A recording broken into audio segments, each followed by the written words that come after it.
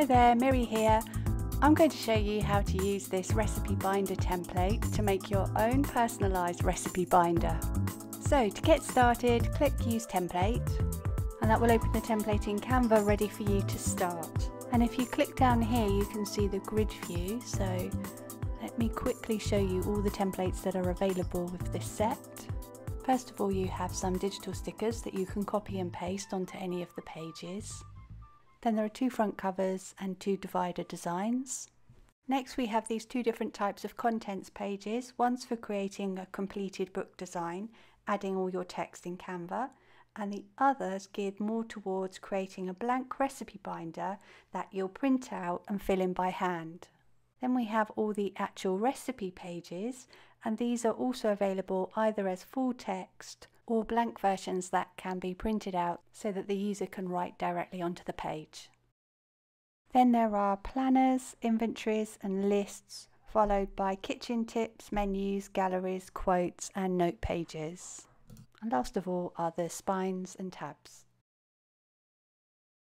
To make my binder today, I'm going to delete the pages I don't want, and then I'll show you the process I go through to create the finished recipe binder. Okay, so I've got the pages I want to use, and now I'm going to take this divider page and duplicate it 3 times, and then double click on a page to access it. And then my first job is to change the background colour, so click up here to access the palette, and then I'm going to choose this whitish colour. And down here, if you check this box, it will change all versions of that colour to the white. Next, I'm going to change the chevrons colour. Click on the chevrons, click on the palette, choose the colour, choose this darker grey, and then down here, click on the checkbox, change all, and it will change all the coral pink to the grey. I'm going to change the colour of the font to this dark red, and then check this change all box to make sure all the pink has changed to dark red. And I can change the actual font here by choosing from the drop down list, but I think I'm going to stick with the font that I've already got because I really like it. Next I want to change the colours of the images, so to do this, select the image, click on the colours at the top here on the menu bar, and then choose the colour that you want. Check the change all box to apply this colour change throughout the template, and then repeat for the other colours. There, I'm happy with that. I'm going to label these divider pages as breakfast, lunch and dinner. So to do this, just double click on the text and type in your new text. And then I want to choose a sticker, an image for each page. So up here on page 1, I'm going to click on the one I want, Control C to copy, then back to the page with breakfast on it, and Control V to paste. And I can change the colours just as we did before. And next I'll repeat that for the lunch page,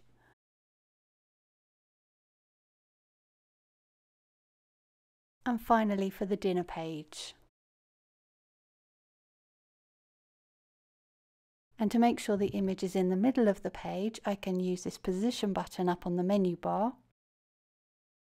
Choose center and it will align it in the center of the page.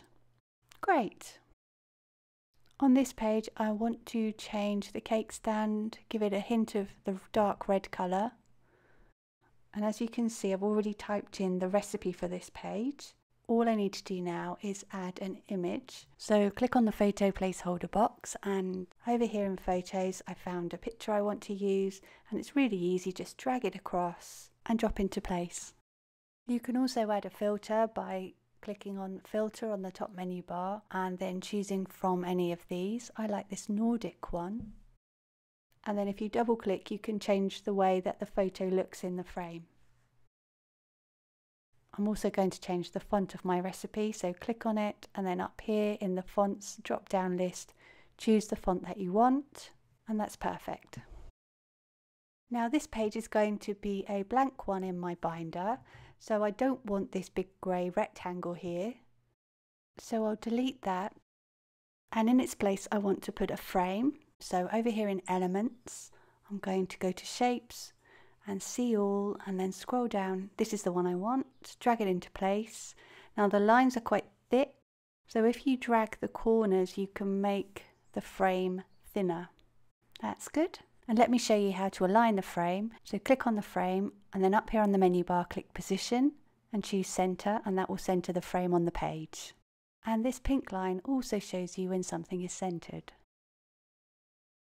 Now here on page 9, this grid hasn't changed colour, and that's because the layer is locked. You can tell if a layer is locked by this padlock. So all you need to do is go up to the menu bar, click on the padlock to unlock it, and then I can change the colours. Now I'd like to show you how to change the background. So here in the menus, choose background, and then you can choose from these different backgrounds. I'm going to use the palette and then choose this off-white colour. On this quote page, I want to change the font. So click on the text. Up here in the fonts drop-down list, choose the new font, and then I can change the colour up here. And then you can drag the text box to make it look just perfect. And then up here on the menu bar, these lines allow you to justify the text. There, I'm happy with that. Last of all is this page where you can add a photo of a recipe. So here in the left menu, go to Uploads, and then click on this purple Upload Media button to upload the photo of your recipe from your computer. And then all you have to do is drag it across and drop it into place. And if you double click on the photo, you can change the way it appears in the frame. So now all the editing's done. Here are all the pages of my recipe binder. And now I'm going to click on the grid view so that I can organise the pages how I want them. I want to duplicate the recipe pages. So click here for duplicate.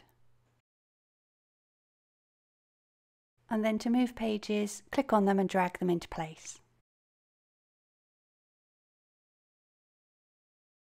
So I'm really happy with that now, and I'm ready to download it as a PDF. Click on download up here, and then in the file type box choose PDF print high quality. Select pages, you want to choose all pages, click done and then download. And that will save the PDF to your computer. So let's have a look. Here are all the pages. And now all you need to do is print out and place in your binder. Wonderful! I hope you've enjoyed this recipe binder tutorial. Now you're ready to go ahead and make your own. Thank you so much for watching.